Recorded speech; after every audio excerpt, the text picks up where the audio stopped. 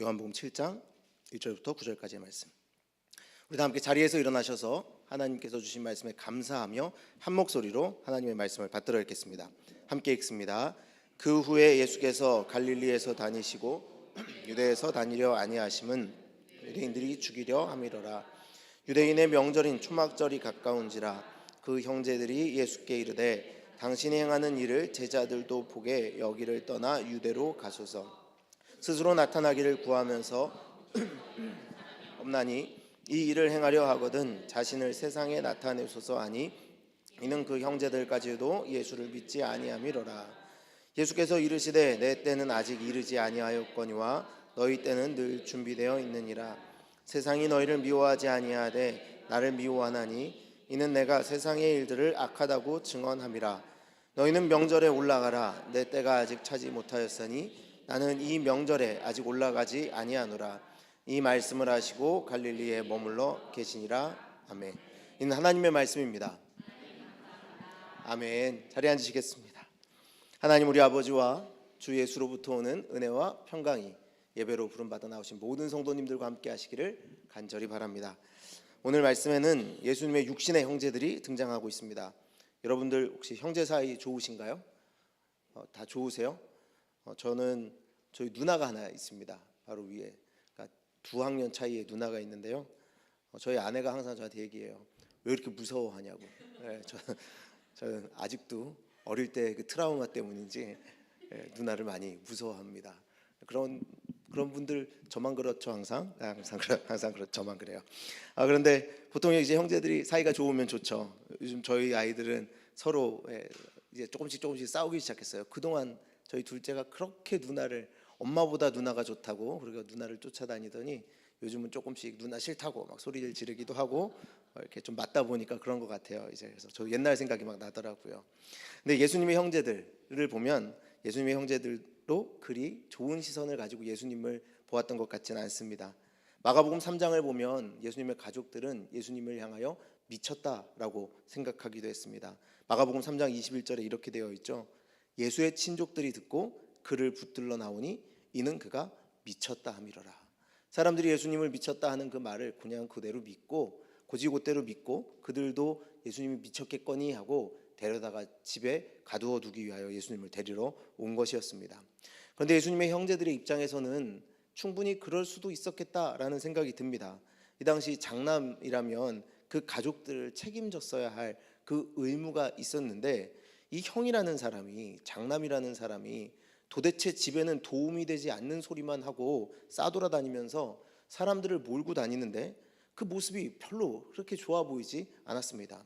자기 집도 돌보지 않고서는 나가서는 하나님 나라가 어쩌니 저쩌니 이런 말을 하고 있은 그 뜬구름 잡는 소리만 하고 있는 형을 보면 그냥 미친 게 맞겠구나 라고 충분히 생각할 만했다는 것입니다. 그런데 오늘 말씀을 보면 이 형을 찾아온 동생들의 말이 이전과 조금 달라진 것을 알 수 있습니다. 이제까지는 그냥 미친 사람 취급했던 형제들이 오늘은 형을 향하여 다른 이야기를 하고 있기 때문입니다. 형, 큰일 하려면 여기 있으면 안 돼. 갈릴리 변방에 머물 것이 아니라 이번 명절에 사람들이 많이 모일 테니 예루살렘이라는 중심 부대로 진출해봐 라고 이렇게 제안한 것이죠. 뭔가 해보려면 그래도 사람 많은 곳 가서 해봐야지 형, 그렇지 않아? 라고 이렇게 이야기한 것입니다. 명성을 얻고 성공을 해보라고 권유하고 있습니다. 여러분 그렇죠? 뭔가 큰일 하려면 큰 데 가야 되지 않습니까? 말은 어디로 보내죠? 네, 말은 제주도로, 사람은요? 서울로. 그렇죠? 저희는 근데 밴쿠버에 지금 와 있네요. 사람 서울로, 태어나면 서울로 보내야 됩니다. 큰 곳에 가서 큰 일을 하라는 것이죠. 예수님을 향해서 그 동생들도 이야기한 겁니다. 형, 예루살렘 가서 큰 일 한번 해봐. 그런데 사실 이 말이 조금 비꼬는 것처럼 들릴 수도 있지만 왜냐하면 앞에 그들이 한 행동이 있기 때문에 뭔가 변화가 있었다는 것을 예상해 볼 수 있습니다. 예수님이 이제 동생들 눈에도 뭔가 할 수 있는 사람처럼 보이기 시작했다는 것이죠. 하늘에서 온 메시아임을 나타내는 일을 하는 건지 안 하는 건지 그건 모르겠지만 적어도 우리 형이 평범하지는 않다. 성공은 할 수 있겠다라고 동생들의 계산이 선 것입니다. 아무래도 그 요한복음 6장을 보면 오병이어의 표적이 있었고 사람들이 예수님을 쫓아가며 왕을 삼으려고 한다는 소식을 동생들도 들었던 것 같습니다. 야, 우리 형이 보통은 아니야 라고 자기들끼리 얘기한 것입니다. 예수의 형제들은 그래서 이 초막절이라는 명절을 이용해서 예수님이 자신의 능력을 많은 사람들에게 보여주고 그것을 통하여 성공 가도를 달려가기를 바랬습니다. 이제 그래서 옆에서 부추기는 거죠. 형이 나가서 이번에 성공하면 우리도 형 덕 좀 보자, 이렇게 막 그런 마음을 표현한 것입니다.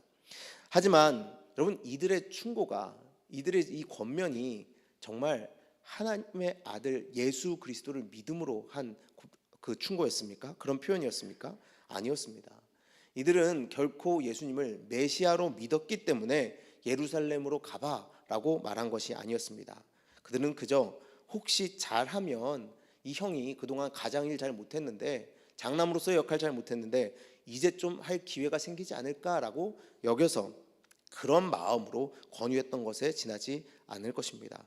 그래서 사도 요한은 이들이 이렇게 형이 뭔가 큰 일을 하길 바라는 것처럼 말했음에도 불구하고 그들이 예수님을 믿지 않았다라고 명확하게 기록하고 있습니다. 5절 말씀에 이는 형제들까지도 예수를 믿지 아니함이로라. 그 형제들까지도 예수님을 믿지 않기 때문에 오히려 형 큰 데 가서 큰 물에서 놀면서 사람들에게 기적을 보여주고 명성을 얻어봐봐 라고 이렇게 이야기했다라는 것이죠. 예수님이 병자를 고치고 보리떡 5개와 물고기 2마리를 가지고 성인 남자만 5,000명을 먹이신 것을 알고 나서 그 태도가 바뀐 것은 예수님이 메시아였기 때문이 아니었습니다. 영혼 구원을 위하여 십자가를 지러 오신 하나님의 아들 예수님을 믿었기 때문에 그렇게 말한 것이 아니었습니다. 세상에서 필요한 다른 능력을 그들의 눈에 발견했기 때문에 그렇게 한 것이었습니다. 그래서 예수님께서 어떻게 하십니까? 그 동생들의 권유를 단호하게 거절하십니다. 아직 내 때가 이르지 않았다라고 말씀하시면서 말입니다. 예수님께서는 왜 이 땅에 오셨습니까? 이렇게 거절할 수밖에 없었던 이유가 무엇입니까? 우선은 반대로 이야기하자면 예수님은 이 땅에 명성을 얻기 위하여 오신 것이 아니었습니다. 그렇기 때문에 가실 필요가 없었습니다. 예수님은 자신을 세상에 나타내기 위해서 오신 분이 아니셨습니다. 그래서 이 동생들의 권유를 따를 필요가 없었습니다. 자신의 명성을 위해서 이적을 보이시지 않았고 사람들의 인정이 없어도 그분은 하나님의 아들이었기에 예수님은 그 명절의 때가 되었다고 해서 꼭 예루살렘으로 가서 이적을 보여주거나 높은 가르침을 줄 필요가 없었다라는 것입니다. 여러분, 이것은 사실 사탄의 시험에서도 잘 드러납니다. 사탄이 예수님을 시험한 것은 모두가 예수님의 능력을 과시하고 예수님의 이름을 떨치는 기회가 되는 것이었습니다. 세상에 예수라는 이름의 명성을 떨칠 수 있는 좋은 기회가 되는 것이었죠. 하지만 예수님은 그때도 이것을 거절하셨습니다. 왜냐하면 예수님은 하나님의 아들로서 하나님의 뜻에 복종하기 위해서 오신 것이지 자기의 이름을 드높이기 위해서, 자기의 얼굴을 세상에 알리기 위해서, 인기를 얻기 위해서 오신 것이 아니었기 때문입니다. 여러분, 예수님에게 있어서 그럼 때가 언제입니까? 예수님께서 말씀하시는 때, 예수님이 기다리고 있는 그 때가 언제입니까? 그것은 바로 고난을 받으시며 십자가를 질 때였습니다. 예수님에게 있어서는 하나님의 뜻이 이루어지는 그 고난의 때, 십자가의 때가 가장 중요했습니다. 나의 명성, 나의 이름, 나의 인기, 그런 건 하나도 중요하지 않았던 것이죠. 그런데 이 세상은 지금 우리 믿는 사람들에게 예수님의 동생들이 했던 말과 같은 말을 하고 있습니다. 아니, 근데 솔직히 얘기하면요, 여러분, 세상이 우리한테 그렇게 말해요? 잘 생각해 보면요, 교회 안에서 그런 말을 더 많이 합니다. 교회 안에서 예수를 잘 믿어서 증거를 받을 수 있다라고 말하지 않습니까? 예수님을 잘 믿어서 명성을 얻을 수 있다고, 성공을 보장받을 수 있다라고 말하지 않습니까? 여러분, 예수님을 친구들한테 믿으라 할 때 뭐라고 말씀하시나요?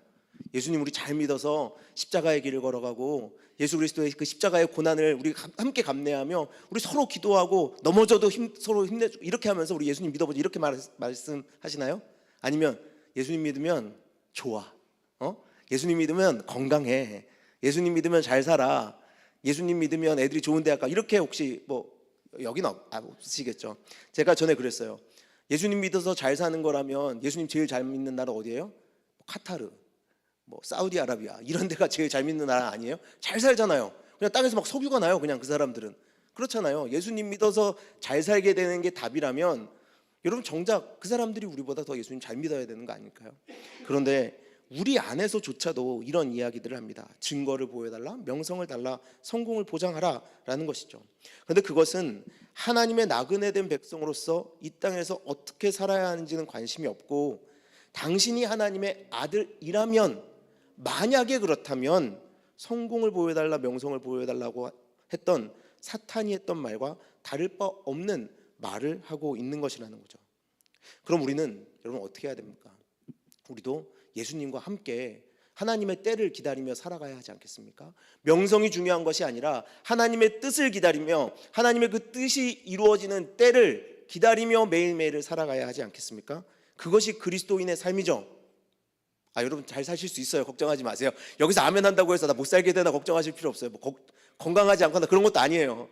건강할 사람은 건강합니다. 걱정하지 마세요. 그렇지만 여러분, 우리는 분명히 먼저 구해야 할 것은 하나님의 때요, 하나님의 뜻인 줄 믿습니다. 오늘 말씀은 그래서 초막절을 배경으로 하고 있습니다. 그래서 말입니다. 초막절이 뭐길래요? 여러분 초막절 아시나요? 초막절이 뭐죠? 초막절은 유대력으로 7월 열흘째 되는 날 욤 키푸르, 그 대속제일이 지나고 나서, 대속제일, 완전한 그 대속제일이 지나고 나서 15날에 수카라는 초막을 짓고서 일주일 동안 그곳에 머무르면서 지키는 유대인들의 명절입니다. 초막절. 이 가을 수확을 마친 후에 6월절 어린 양의 피로 구원받은 이들이 약속한 땅에 들어와서 지난 40년 동안의 광야 생활을 돌아보는 시간을 가지는 거죠. 광야 생활을 돌아보면서 무엇을 생각합니까? 하나님께서 우리를 이끄셨고 지키셨고 돌보아 주셨기 때문에 오늘 우리가 여기에 있구나, 그것을 되새겨보는 시간입니다. 하나님의 은혜, 하나님의 능력, 하나님의 사랑하심, 하나님의 동행하심을 다시 한번 확인하는 절기가 바로 이 초막절이라는 겁니다. 지금까지 노예의 자리에서 지금까지는 노예였으나 하나님의 능력으로, 그 은혜로 하나님의 백성으로 인도함 받았던 그 과정들을 다시 생각해 보면서 하나님의 구원의 여정이 이렇게 놀랍구나라고 하나님을 찬양하면 되는 시간이죠. 레위기 23장에 보면 이 초막절에 대한 설명이 그래서 이렇게 나옵니다. 이 레위기 23장 34절에 이스라엘 자손에게 말하여 이르라, 일곱째 달 15날은 초막절이니 여호와를 위하여 이레 동안 지킬 것이라. 자, 모든 것을 거두어 들인 후에 힘겨웠던 시간, 스스로의 힘으로는 아무것도 할 수 없었던 그 시절, 하나님의 도우심 없이는 살 수 없었던 그 시간을 돌아보라는 것입니다. 그런데 여러분, 이 초막절에요, 특별한 게 있어요. 그 유대인 3대 절기 아세요? 유대인 3대 절기, 설날, 추석. 네, 맞아요. 뭐 있죠? 유대인 3대 절기 뭐 있을까요? 6월절, 7.7절. 당연히 그렇겠죠. 초막절이겠죠. 이 3대 절기입니다. 이 3대 절기가 있는데요, 앞에 두 절기에는 없는 말이 초막절에는 딱 하나가 들어가 있는 게 있어요. 뭐냐면 오늘 레위기 23장 40절의 말씀을 보면 이렇게 되어 있습니다. 첫날에는 너희가 아름다운 나무 실과와 종려나무 가지와 무성한 나뭇가지와 시내버들을 취하여 너희의 하나님 여호와 앞에서 이레 동안 즐거워할 것이라 라고 되어 있습니다. 여러분, 즐거워하라 라는 말이 특별한 명령으로 들어가 있다는 거예요. 그런데 이상하지 않아요? 여러분, 즐거워하기 위해서, 우리가 인생을 즐거워하고 즐기며 살기 위해서 필요한 것이 무엇입니까? 평안한 생활 아니에요? 먼저 좀 평안해야 즐길 수 있잖아요. 그럼 어디서 즐겨야 돼요? 어디서 즐거워할 수 있어요? 잘 지어진 집에 들어가서 수확해 놓은 것을 쫙 펴놓고 기쁨으로 그걸 먹으면서 즐겨야 되잖아요. 근데 하나님이 어디 가서 즐기라고 하고 있어요?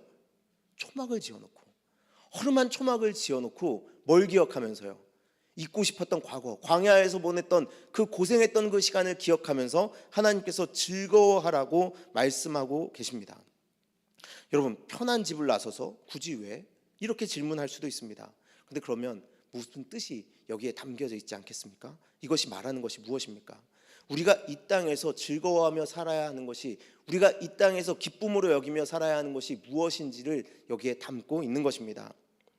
하나님은 초막절을 통하여 너희가 애굽으로 왔다는 것을 기억하라 하시면서 하나님께서 시작하신 구원을 하나님께서 어떻게 이루시고야 말 것인가를 보라고 하시는 것입니다. 그리고 무엇을 기뻐하라고요? 그것을 기뻐하라는 겁니다. 너희가 세상에 어떤 것에 기댈 수 있기 때문에 기뻐하는 것이 아니라, 너희가 초막을 짓고 광야를 지나가는 순간을 다시 맞이한다 할지라도 너희의 인생은 내가 구원을 향하여 이끌어가는 구원사의 그 역사이기 때문에 너희는 기뻐할 수 있다라고 하나님 말씀해 주신다라는 것이죠. 그런데 여러분, 이스라엘이 그것을 계속 기억하며 삽니까? 초막절을 지키지만 정말 그것으로 인하여 기뻐하며 그것으로 인하여 감사하며 살아왔습니까? 그랬다면 예수님의 동생들은 그런 마음을 가지지 않았겠죠. 왜 명성을, 인간의 명성을 추구합니까? 왜 인간의 성공을 하나님의 그 능력 앞에서, 하나님 나라 앞에서, 하나님의 아들이라는 그분 앞에서 왜 인간의 명성을 구하겠습니까? 예수님의 형제들은, 그리고 제자들은 사실 명성이라는 것에, 성공이라는 것에 빠져 있었습니다. 왜냐하면 애굽으로부터 건져내신 그 하나님의 완전하신 구원을 다 믿지 못했기 때문입니다.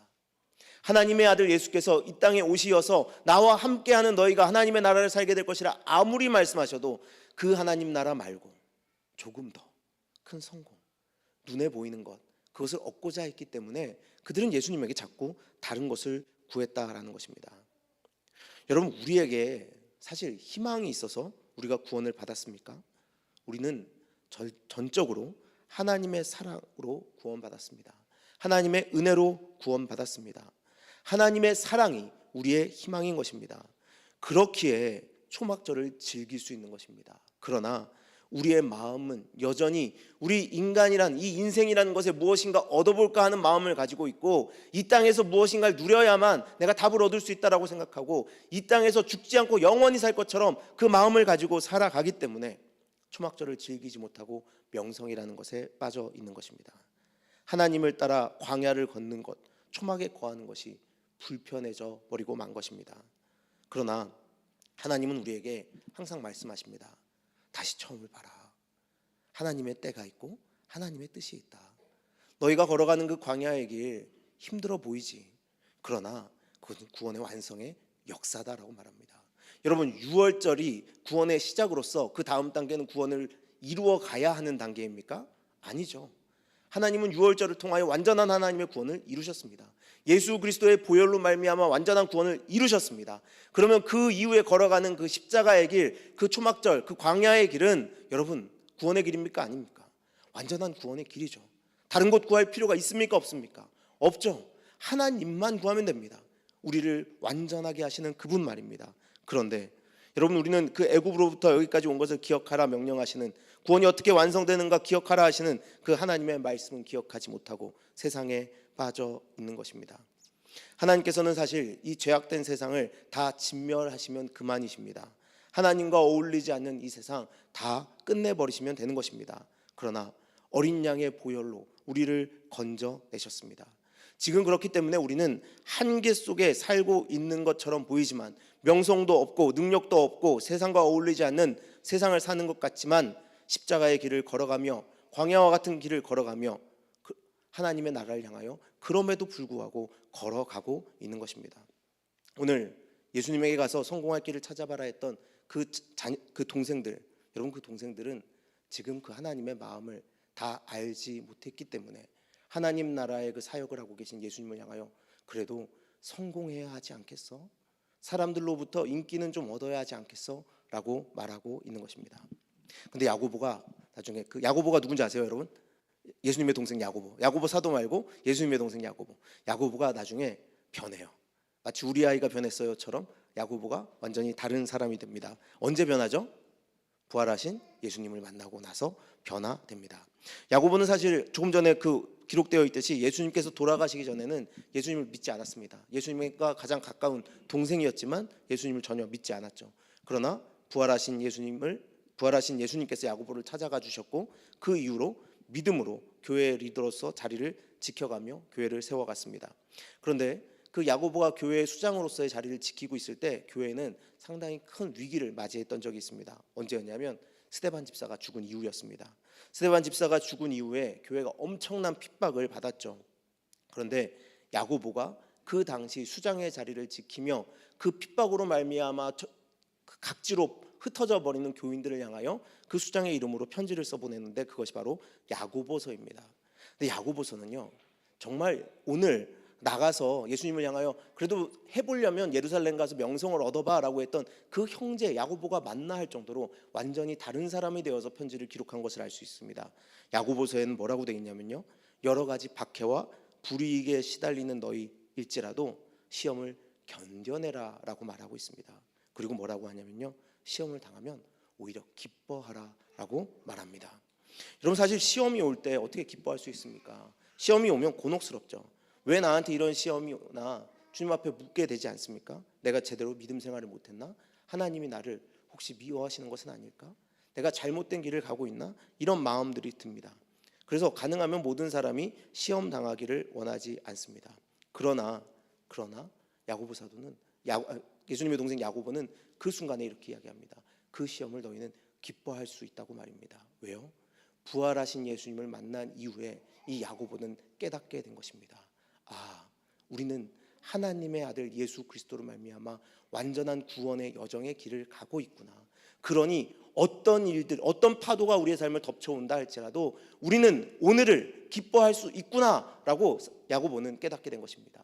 그래서 그 이전에는 예수님을 향하여서도 예수님 형 가서 성공해봐, 형 정말 그런 능력 있으면 가서 명성을 얻어봐, 돈 좀 벌어와봐 라고 말했던 그 야고보가 이제 변화되어서 이 구원이 완전함을, 그 부활하신 예수님을 만남으로 말미암아 이 구원이 완전함을 경험한 이후로는 그래, 이 고난조차도 나에게는 큰 기쁨이구나 라고 고백하게 되었다는 것입니다. 아프고 힘들어도 눈물이 멈추지 않아도 하나님께 나가 부르짖을 수 있게 되었고, 그 고난 가운데서도 하나님이 나와 함께 하시니 다른 것 없어도 내가 이 여정 가운데 감사할 수 있다고 고백하는 존재가 된 것입니다. 여러분, 복음이 무엇입니까? 복음이 무엇입니까? 십자가의 사건, 곧 예수님의 은혜로 우리가 하나님께 갈 수 있는 길이 열렸다라는 것 아닙니까? 나에게 능력이 있어서, 나에게 무엇인가 있어서가 아니라 하나님께서 일방적으로 우리에게 구원을 베풀어 주셨다라는 것을 믿는 것, 그것이 복음 아닙니까? 우리 스스로 하나님 앞에 나아갈 길을 우리가 획득할 필요가 없다라는 소식, 그것이 복음 아닙니까?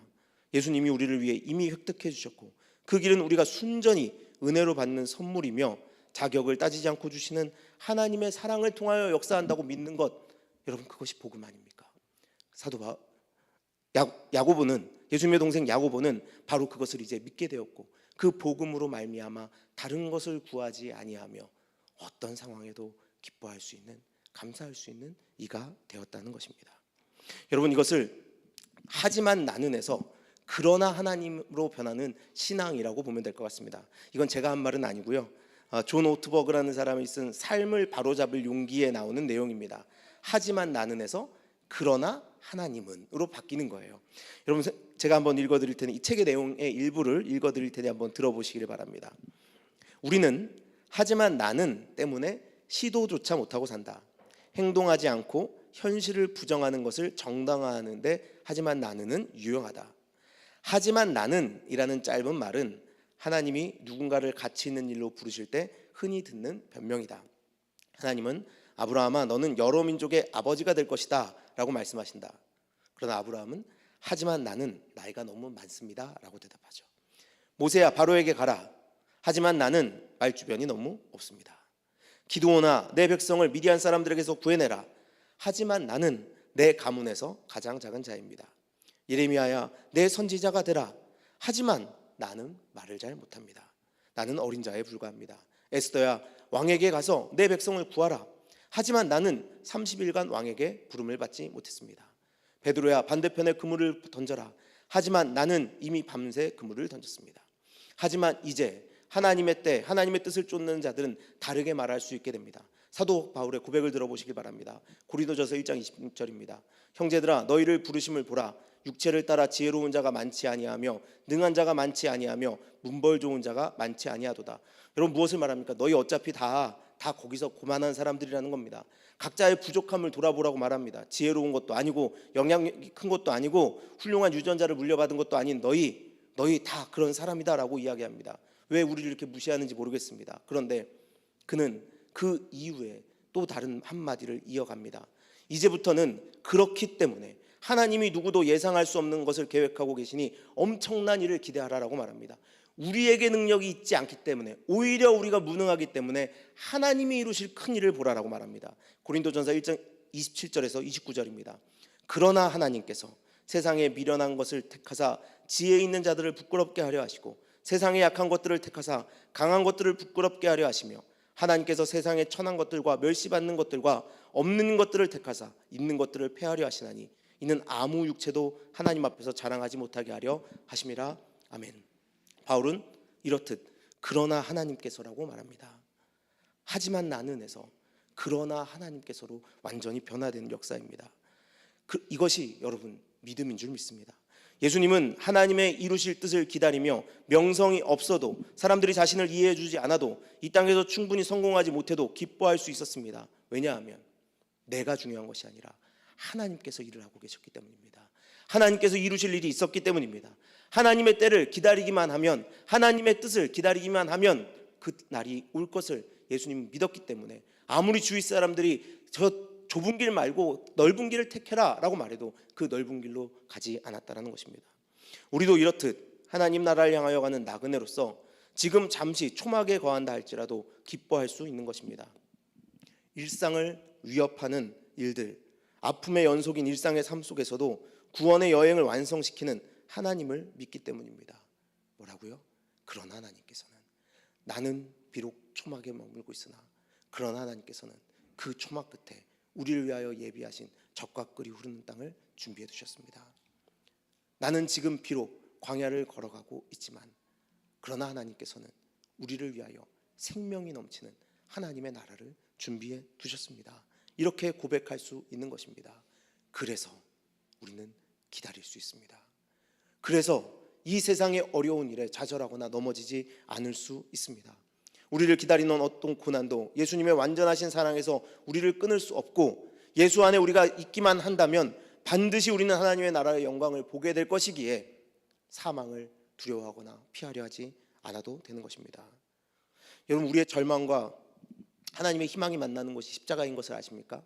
우리의 완전한 절망, 그 죽음이 십자가를 만난 이유 어떻게 됩니까? 하나님의 희망을 만나 영원한 삶으로 변화되게 되었죠.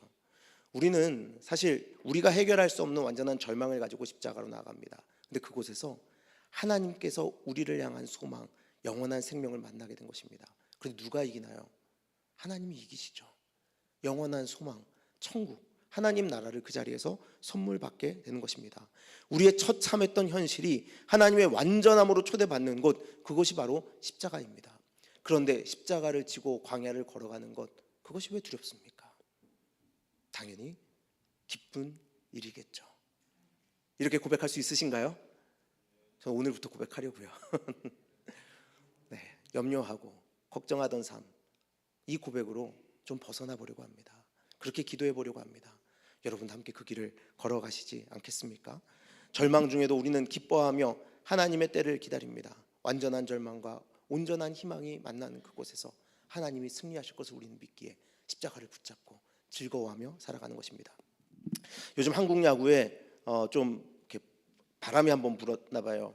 한화 이글스라는 팀이 있는데요. 한국 야구에 한화 이글스라는 팀이 있어요.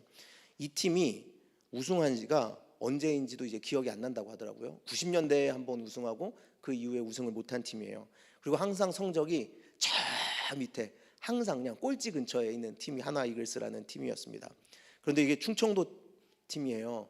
그래서 다들 그래요. 이 한화 이글스 팬들이 충청도 사람인 게 다행이라고. 다른 팀 같았으면 부지르고 난리를 쳤을 텐데 선비들이라서 그냥 용서해주고 본다고 그런 얘기들을 하더라고요. 그런데 이 팀이 최근에 선두의 자리를 달리고 있습니다. 믿기지 않는 일이죠. 그런데 이 팀에 황영묵이라는 선수가 있어요. 아마 잘 모르실 거예요. 그렇게 막 유명한 선수가 아니어서, 야구도 더군다나 한국 야구라 그러면 뭐 샌프란시스코에 뛰고 있는 이정우라 그러면 좀 알까 모르겠는데, 한국 야구 그것도 모르겠는데 거기에 뭐 황영묵 그러면 더 아마 모르실 수 있어요. 왜냐하면 더군다나 이 황영묵이라는 선수는 그렇게 큰 기대를 받고 있는 선수가 아니기 때문입니다. 그런데 제가 이 선수에게 저는 참 관심을 많이 가지고 있어요. 왜냐하면 요즘은 고등학교를 졸업한 선수들이 바로 프로에 많이 지명을 받는데요. 예전처럼 대학을 가고 대학을 졸업한 이후에 프로를 가는 경우보다 요즘은 대부분의 선수들이 고등학교를 졸업하자마자 프로에 지명받아서 간다고 합니다. 그런데 이 황영묵이라는 선수는 고등학교를 졸업하고 키도 작고 몸도 왜소해서 프로에 지명을 받지 못했습니다. 그래서 어쩔 수 없이 대학을 진학했는데, 아무리 봐도 자기가 이 대학을 다니다가 그 프로에 지명을 받지 못할 것 같아서 얼른 학교를 자퇴하고 군대를 다녀오고 나서 그 프로리그가 아닌 좀 하위 리그인 독립리그에서 선수로 뛰고 있었습니다. 그렇게 근데 대학을 자퇴한 이후 6년 동안 프로에는 지명을 받지도 못했고 갈 기회도 없었다고 해요. 근데 그랬던 선수가 작년에 자퇴를 하고 대학교를 자퇴하고 6년 만에 프로에 입단하게 되었습니다. 그리고 작년에는 꽤 좋은 성적을 냈어요. 그리고 근데 저는 이 선수를 보면 진짜 열정이 있어 보여요. 정말 한 발짝이라도 어떻게 하면 더 뛰려고 하고 어떻게 하면 살아나려고 하고 어떻게든 그 수비에서 최선을 다하는 모습을 보면서 야, 이 사람이 지나온 시간이 평범한 시간이 아니었구나. 참 이 사람이 이 프로에 대한 꿈을 정말 절실하게 가지고 있었구나라고 이런 생각을 하면서 이 선수의 경기를 본 적이 있습니다. 근데 이 선수가 하루는 경기 후에 MVP로 선정이 됐어요. MVP로 선정이 돼서 이렇게 인터뷰를 하는데 캐스터가 그 선수에게 이렇게 물었습니다. 대학교를 자퇴하고 6년이라는 시간 동안 황영묵 선수를 버티게 해준 힘이 뭔가요? 이렇게 물어본 거예요. 사실 그렇잖아요. 6년 정도 시간이 지나면 포기할 만도 하잖아요. 대부분 고등학교 졸업한 애들이 프로 가는데 자기는 대학도 1, 2년 다니다가 군대도 갔다 왔고 6년이라는 시간이 가는 동안 아무리 봐도 내가 프로에 갈 수 없을 것 같아라는 생각을 해볼 수도 있었잖아요. 그런데 포기하지 않고 6년이라는 시간을 버텨냈습니다. 그래서 그 선수에게 물어본 거예요. 힘이 뭐였냐고, 뭐가 당신을 버티게 해줬냐고 이렇게 물어봤어요. 그랬더니 황영무 선수가 이렇게 답했습니다. 저는 야구를 너무 사랑하는 것 같습니다. 여러분 뭐예요? 야구를 너무 사랑하니까요, 광야의 길을 버티면서 걸어갔다는 거예요. 이 야구가 너무 좋으니까 이 6년이라는 시간을 자기는 견뎌낼 수 있었다라고 말한 거예요. 여러분을 구원하신 하나님을 사랑하십니까? 우리를 위하여 생명을 내어주신 예수 그리스도를 여러분 정말 사랑하십니까? 그렇다면 우리는 그 처참한 인생이었지만 은혜로 말미암아 담대함을 얻고 하나님 나라로 들어갈 수 있게 된 우리는 사랑으로, 하나님을 사랑하는 그 사랑으로 우리의 살아가는 그 시간을 버텨낼 수 있지 않겠습니까? 예수님의 그 은혜 안에서 말입니다. 완전한 구원의 여정 그 안에서 우리는 기뻐하며 인생을 즐거워할 수 있지 않겠습니까? 예수님 그분이 이뤄내지 못하실 분이라면 여러분 다른 길을 찾아봐도 됩니다. 하나님 그분의 능력이 모자라시다면 여러분 다른 길을 찾아야 할 것입니다. 그러나 그분은 이 세상을 창조하셨고 운행하고 계시며 우리를 완전한 구원의 여정 속에서 하나님 나라로 지금도 인도하고 계십니다. 예수께서 하나님의 때를 왜 기다리셨습니까? 능력이 없어서 기다리신 것 아닙니다. 하나님은 완전하시기에 그 때를 믿고 기다린 것입니다. 예수 그리스도 자신을 위해서가 아니라 하나님의 영광을 위하여 죄의 노예였던 우리를 구원해내시기 위하여 예수께서는 기다리셨습니다. 오늘 우리는 그럼 오늘을 살아가면서 여러분 무엇을 기억하며 살아가야 하겠습니까? 사람들이 말하는 성공, 그것을 갈망하며 그것을 사랑하며 그것을 구하며 세상에 나가서 얻어야 할 것이 무엇인가를 기억하며 살아가시겠습니까? 아니면 우리를 완전한 구원으로 인도하시는, 우리를 사랑하시기에 생명까지도 내어주신 예수 그리스도를 기억함으로 이 땅을 두려움 없이 감사함으로 즐거워하며 살아가시겠습니까? 하나님은 우리에게 말씀하십니다.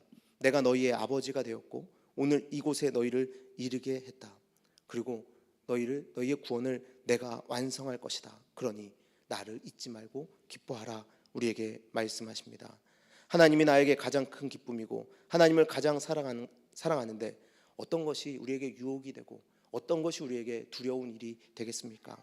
하나님이 가장 큰 기쁨이고 하나님을 가장 사랑하는데 그분이 원하시는 일, 그 뜻을 기다리는 그 일을 왜 하지 못하겠습니까? 왜 하나님의 때를 의심하는 삶을 살아가겠습니까? 하나님이 나의 가장 큰 기쁨이기에 두려워하지 않고 하나님의 때와 뜻을 기다리며 사는 우리가 될 수 있을 줄 믿습니다. 사랑하는 우리는 교회 성도 여러분, 그러나 제가 여러분에게 이런 말씀을 드릴 때마다 항상 말씀드리는 것이 있습니다. 그것은 무엇이냐면 그런 우리 성도들의 삶을 하나님께서 그러니 이제부터 너희는 고난 이렇게 이끌어 가시진 않는다라는 겁니다. 분명히 하나님은 우리를 사랑하시고 아버지의 마음으로 돌보아 주십니다. 우리 성도들의 삶을 그분은 붙잡고 계시고 반드시 가장 선한 길로 인도하시는 분이신 줄 믿습니다. 그런 믿음으로 그 붙잡힘 받은 길 여러분 순종하며 가면 됩니다. 거기에 기쁨이 있습니다. 거기에 감사가 있습니다. 거기에 구원이 있습니다. 기도하겠습니다.